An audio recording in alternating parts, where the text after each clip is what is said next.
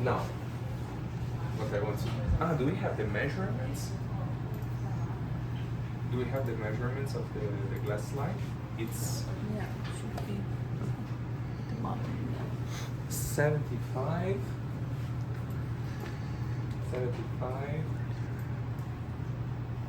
50, and 0.98, right? Mm-hmm. Okay. So this is gonna be our glass slide. So what I did here... Where did you click to put this information? let me show it to you. So I went to compose. This is my design. Okay.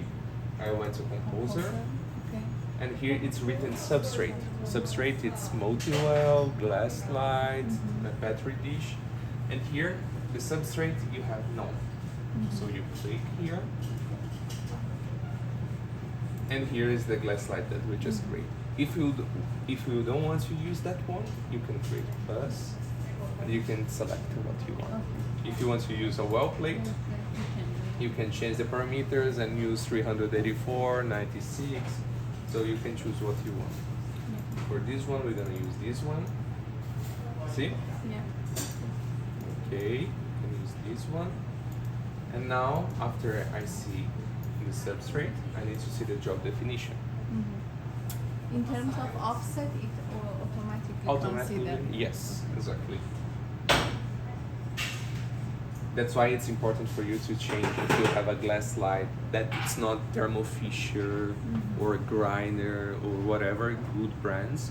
I always recommend you to measure, because if you don't measure, if you have the difference, the needle will pass through. And if you are working with ESK, you're gonna break your needle, and you have to pay 400 just for another one. So always measure the needle. After you do that, substrate, you go to job definition. Okay, so you click manual position,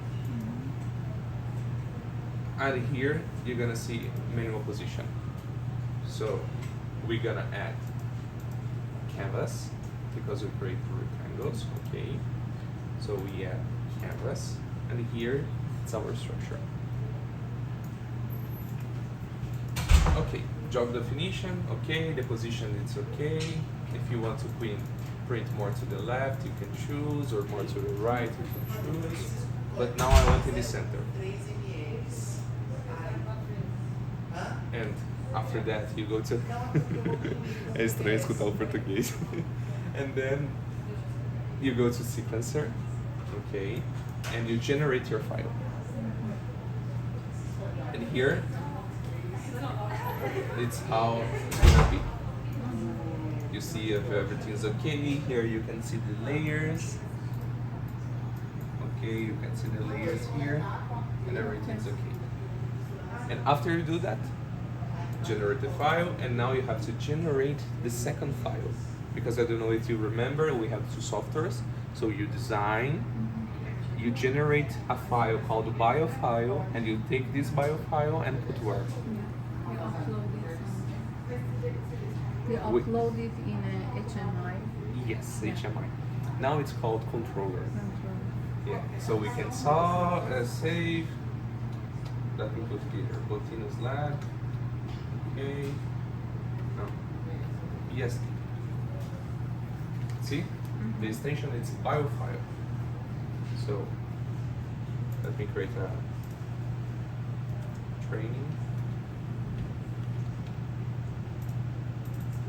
PSD.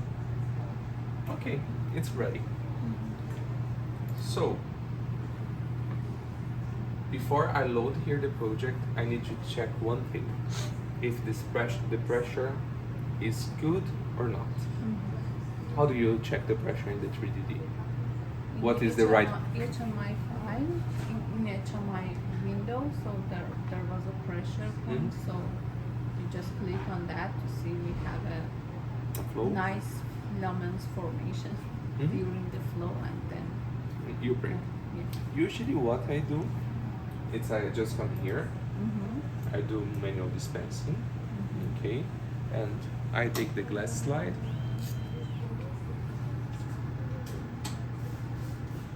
here we have 100, and then I just press play, start. Okay, and I do this. Okay, see that the flow is good. Yeah. I stop and I look to see if it's everything okay. I think it's okay. I close the door. I exit. And then I wait a little bit. And I go to my bio file. I press OK. And it's okay. It's important to know that here we have the temperature controller.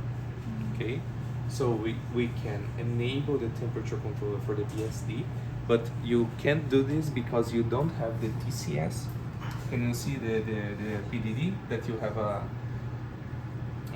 accessory over the PDD? Yeah. So for the PCS it's not possible because you don't have the temperature controller.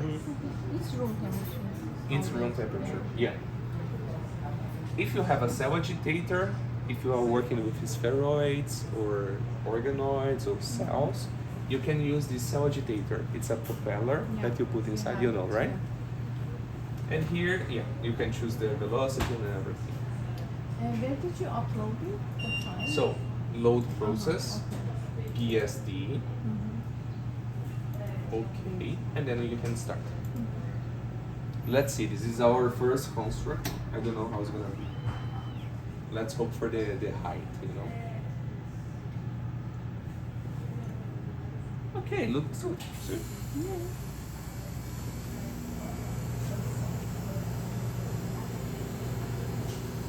Not so good. Why? The spacing is not very good. It's very close to each other. So what I have to do? You can just, when it's working, change it, yeah? No, I can change the design while it's working. So here, it's very close to each other. So I have to go to Shaper, Designer, and I have to change a little bit the spacing. So I change for the first one. Okay, I put like this. And okay, it's okay. And then I generate the file again and I save. You need again upload it or?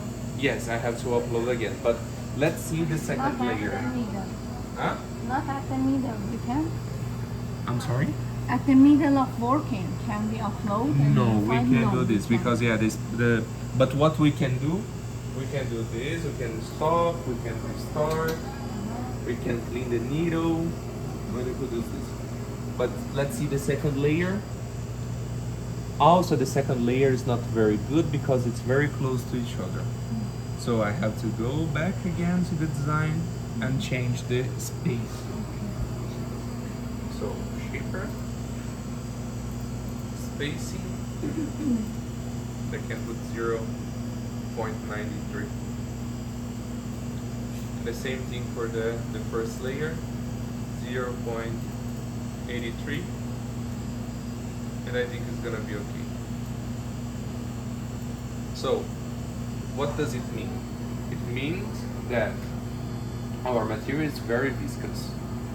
When we are printing the material is expanding a little bit. And the strand height and width, it's not the right one. It's too much, see? So we need to calculate a little bit less.